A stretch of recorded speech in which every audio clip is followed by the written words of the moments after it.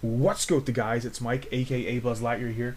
Gonna bring you some real quick gameplay of Search and Destroy on the map bootleg. This class I happen to be using my Type 95 with Red Dot and Silencer. My perks were Extreme Conditioning, Hardline, and Dead Silence Pro.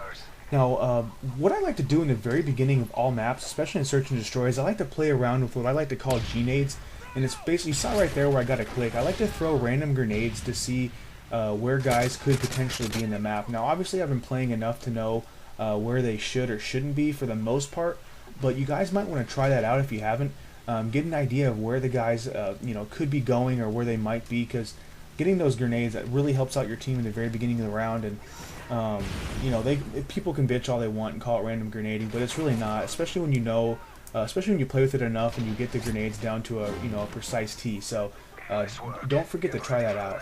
Now, I guess the really big question that a lot of guys, or I guess not really a question, I guess the biggest complaint that a lot of guys have, and I've heard it a lot, especially in Search and Destroy. I have a few buddies that the Type 95 is all they use in Search. And the biggest complaint is this a bitch gun, or the gun is a bitch gun, or is it overpowered? And in my opinion, yeah, maybe the gun's a little overpowered, but it's available to anyone. I don't know, I don't remember exactly what level you unlock it at, but I know it's a fairly early level. So the gun's available to anybody. If you don't like it, get over it. I mean, use the gun if you have a problem with it. I mean, that's it's like the FAMAS in Black Ops.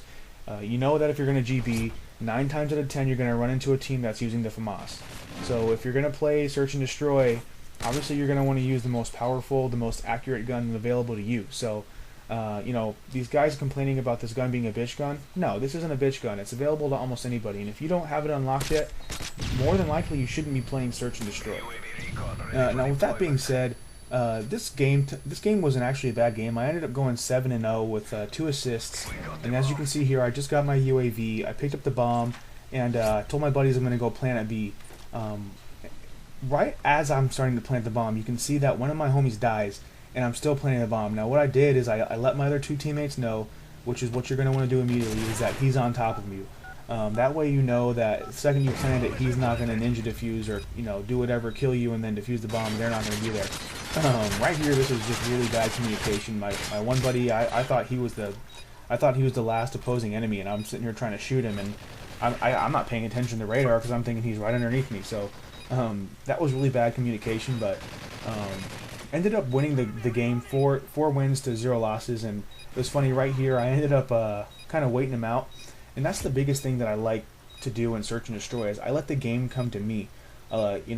Typically in Respawn, what I'll do is I'll run and gun, but in Search and Destroy, I let the guys come to me.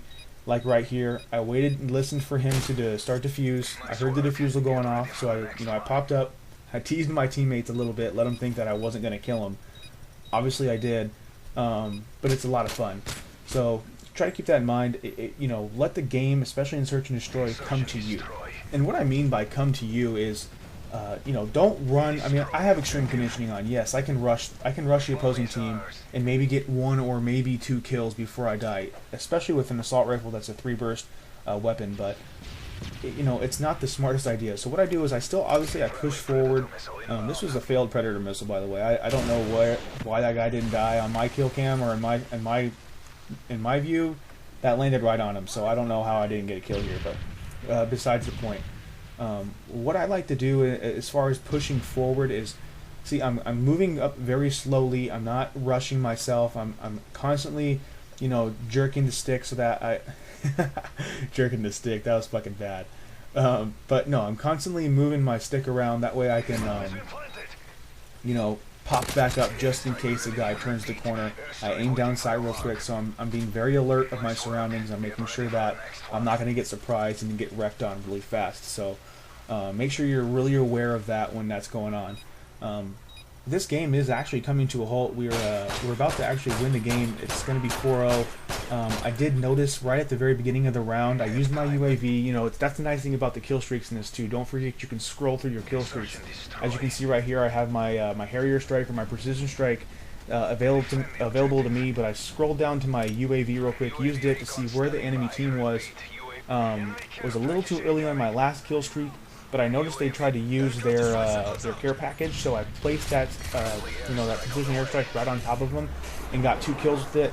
as I'm running, this guy just popped up right in front of me, and I got the final kill cam. So it was a pretty good game for me. I got my last 3 kills within the last, what, maybe 30 seconds of the game. So yeah, pretty good game. Maybe if you guys could try to use it as strategy, don't forget the class and things like that. And if you guys could, don't forget, just give me a thumbs up, leave me a comment. And as always, I hope you guys are all keeping it real. I'll talk to you soon. Peace.